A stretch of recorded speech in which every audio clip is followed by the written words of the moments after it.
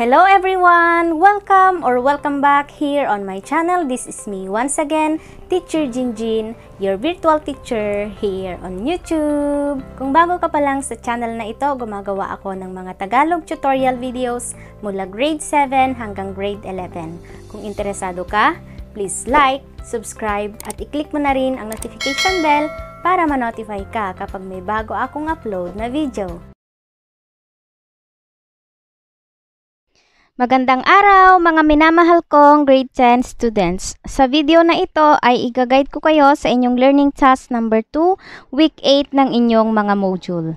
Kung hindi nyo pa napanood yung learning task number 1, i-click nyo na lang dito sa taas or hanapin nyo na lang sa playlist natin. So, meron tayong problem dito. Find the polynomial equation with integer coefficients that has the following roots. Number 1, we have positive 1, negative 2, negative 5. Sa nakaraang video ay itinuro ko kung paano kumuha ng roots ng given na polynomial equation. Ngayon, ang gagawin naman natin is i-reverse natin siya. Hanapin natin kung anong polynomial equation to. Okay?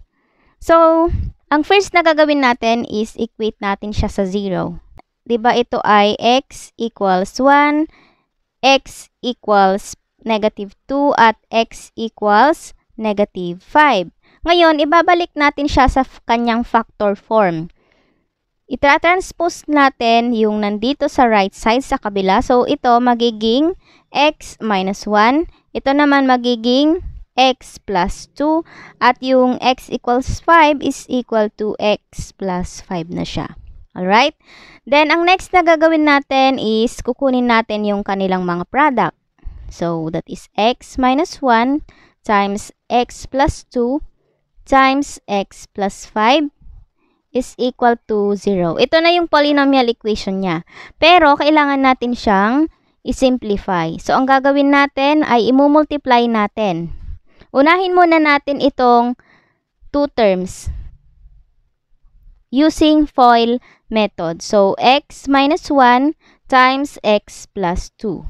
Ano ulit yung FOIL? First, outer, inner, last.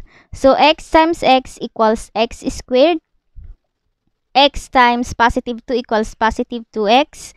Then, inner naman, negative 1 times x equals negative x. And then, yung last term, negative 1 times positive 2 equals negative 2.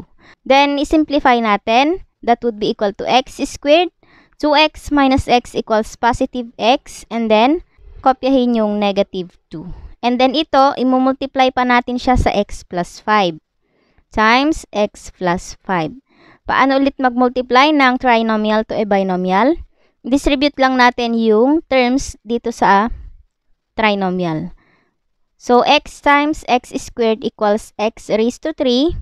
X times positive x equals positive x squared. X times negative 2 equals negative 2x. Then, next naman yung positive 5 naman. 5 times x squared equals positive 5x squared. 5 times x equals positive 5x. And then 5 times negative 2 equals negative 10. And then combine like terms. I-combine natin yung mga magkakamukha. So walang kasama si x cubed. Kaya kopyahin lang natin siya. And then x squared plus 5x squared. That would be equal to positive 6x squared. Negative 2x plus 5x. Magkaiba ng sign. So isubtract ninyo. And then, copy the sign of the greater number that would be equal to positive 3x minus 10. Okay? Is equal to 0. So, the final answer is x cubed plus 6x squared plus 3x minus 10 is equal to 0. Okay? So, ganun lang siya mga anak. Ngayon, kung gusto nyo namang i-check yung sagot ninyo kung tama, pwede nyong gamitin yung remainder theorem or synthetic division. Dapat maging 0 yung remainder niya. Okay? Number 2. So, disclaimer lang mga anak, pinapalitan ko yung ibang given para sa ganun ay subukan ninyong isolve yung nasa module ninyo. Alright? Number 2, we have positive negative 1 and positive 3 yung real roots. So, yung positive negative 1, ang ibig sabihin nito ay x minus 1 at saka x plus 1. And then, yung positive 3, that would be equal to x minus 3. So, yan yung factor natin or yung polynomial equation. Then, simplify. Di ba itong dalawang to ay sum and difference? So, kapag kukunin natin yung product niyan, that would be square of the first term minus square of the second term. So, ganito lang yan. X times x equals x squared minus 1 times 1 equals 1. Okay? Kahit hindi nyo nagamitin yung FOIL method, yan na yung sagot. And then, multiply natin sa x minus 3. Distribute natin. X times x squared is equal to x raised to 3. X times negative 1 equals negative x. Next, yung negative 3 naman. Negative 3 times x squared equals negative 3x squared. Negative 3 times negative 1 equals positive 3. Then, combine like terms. Wala naman. So, i-arrange na lang natin siya in descending order. So, that is x raised to 3 minus 3x squared minus x plus 3 is equal to 0. So, ito na yon yung polynomial equation ng number 2. So, tingnan nyo na lang kasi positive 2 yung sa inyo. Palitan nyo to ng 2. Okay? Next, number 3, we have positive negative 2 and positive negative 3. So, ang ibig sabihin ng positive negative 2, that would be x minus 2 times x plus 2. And then, yung positive negative 3 naman, x plus 3 times x minus 3. Okay? Kahit magkabaliktad yan, is equal to 0. Sabi ko nga kanina, ito ay product ng difference of squares. So, ang gagawin lang natin, kunin lang natin yung square ng first term minus the square of the second term. So, wag na nating pakailaman yung signs nila kasi yung middle term niya magiging 0. Kaya ang product nito is x times x equals x squared and then minus sign tapos 2 times 2 equals 4. So, ganun lang siya. And then, ito naman ganun din. Get the square of the first term, x squared, minus product of the second term, 3 times 3 equals 9, is equal to 0. Ngayon, kung imumultiply natin yan, so that would be x squared times x squared equals x raised to 4. X squared times negative 4 equals negative 4x squared. Second one, yung negative 9 naman. Distribute natin. Negative 9 times x squared equals negative 9x squared. Negative 9 times negative 4 equals positive 36 is equal to 0. Combine like terms. That would be x raised to 4. Negative 4x squared minus 9x squared. Magkapareho sila ng sign, so i-add natin. Negative 4 minus 9 is equal to negative 13x squared plus 36 is equal to 0.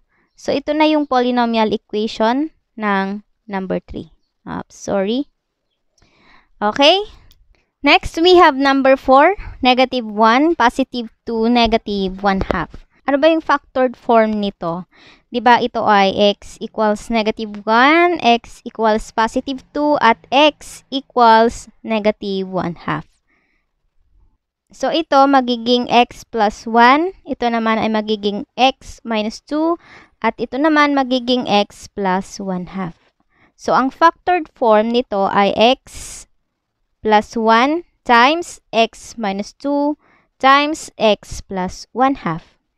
Okay, dahil mas mabilis itong i-multiply, unahin muna natin tong dalawa.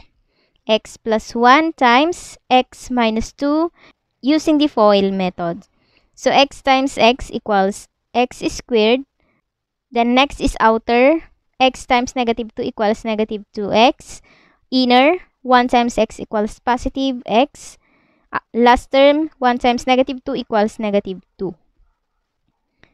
Combine like terms, that would be x squared minus x minus 2. Ito na yung product nito. Then, i-multiply natin cx plus 1 half. Okay? Then, ang gagawin natin ay distributive method. So, x times x squared equals x raised to 3. X times negative x equals negative x squared. X times negative 2 equals negative 2x. Next is yung 1 half naman. 1 half times x squared equals positive 1 half x squared. 1 half times negative x equals negative 1 half x. And 1 half times negative 2 equals negative. Ito magiging negative 2 over 1 times 1 half. So that would be negative 2 over 2 equals negative 1. So magiging negative 1 na to. Combine like terms, we will have x raised to 3 and then negative x squared plus 1 half x squared. So that is negative 1 over 1 yan plus 1 half. Get the LCD, that is 2.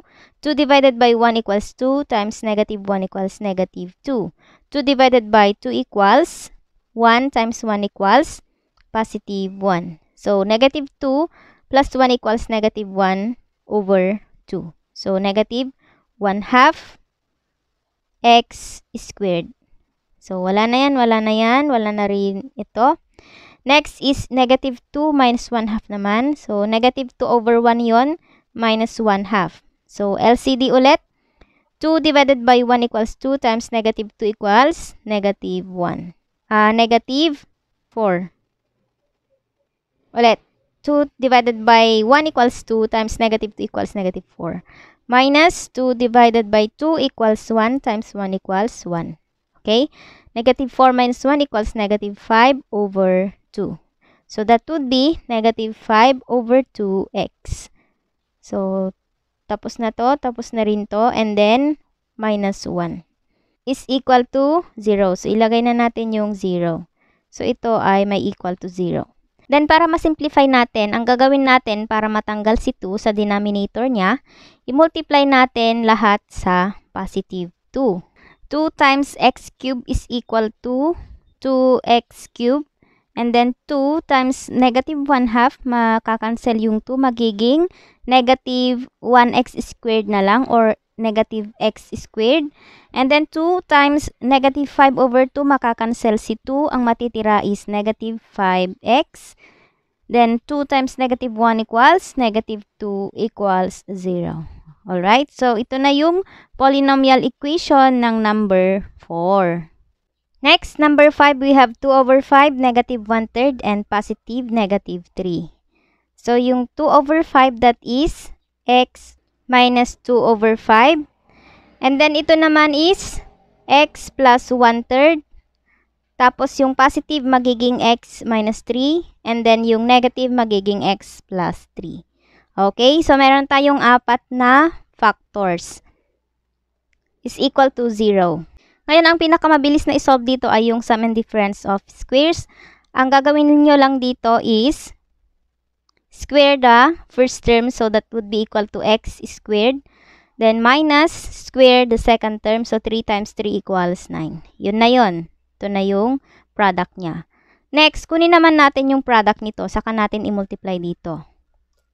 So, ang product ng x minus 2 over 5 times x plus 1/3 using the FOIL method.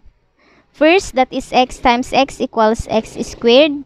Next is outer. X times positive 1/3 equals 1/3 x. Yung inner naman, negative 2 over 5x equals negative 2 over 5x. And then yung last term, negative 2 over 5 times 1/3. So, ano yun? 2, 5 times 1/3. So, that is 2 over 15. So, magiging negative 2 over 15. I-combine natin yung mga like terms. So, may plus dito. That is x squared. Tapos, yung 1/3 minus 2 over 5 naman. So, subtract muna natin. 1/3 minus 2 over 5. Get the LCD, that is 15. 15 divided by 3 equals 5 times 1 equals 5. Minus 15 divided by 5 equals 3 times 2 equals 6. 5 minus 6 equals negative 1 over 15. So, yung middle term natin is negative 1 over 15x minus 2 over 15. So, ito ang i-multiply natin dito sa x squared minus 9. I-simplify muna natin to. Anong gagawin natin para matanggal si 15? I-multiply natin siya ng 15 para makancel siya. So, 15 times x squared magiging 15x squared na yan. And then 15, makakancel ito, magiging negative x na lang. And then makakancel ito, magiging negative 2 na lang. So, ito yung product ng dalawang binomial na to. Ngayon, ito ang i-multiply natin kay x squared minus 9. So, that is 15x squared minus x minus 2. Nasundan ninyo? So, ito yung product nitong dalawang to. Tapos, ito naman yung product nito. Okay? Ngayon, meron tayong binomial to trinomial. Anong gagawin? Use the distributive method. So, x squared times 15x squared is equal to 15x raised to 4. Next naman is x squared times negative x equals negative x raised to 3. X times negative 2 equals negative 2x. Next, yung negative 9 naman. So, negative 9 times 15x squared is equal to negative, may squared dito, 135x squared. Yun. Tapos, negative 9 times negative x equals positive 9x. Negative 9 times negative 2 equals positive 18. Nasundan ninyo? Next, combine like terms. So, walang kasama si x raised to 4. So, that is 15x raised to 4 na lang siya. And then, ang susunod ay yung cube. So, magiging negative x cube kasi wala din namang kasama. Next is yung negative 2x squared minus 135x squared. Magkapareho ng sign. So, i-add natin magiging negative 137x squared. Then, positive 9x plus 18 is equal to 0. So, wag niyong kakalimutan yung 0 kasi equation yan.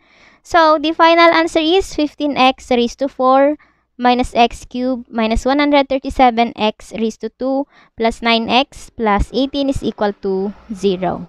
Okay? Kung nakatulong ito sa inyong mga anak, please do like this video at mag-comment na rin kayo sa baba. Once again, stay home, stay safe, stay healthy at mag-aral ng mabuti. God bless you all and goodbye!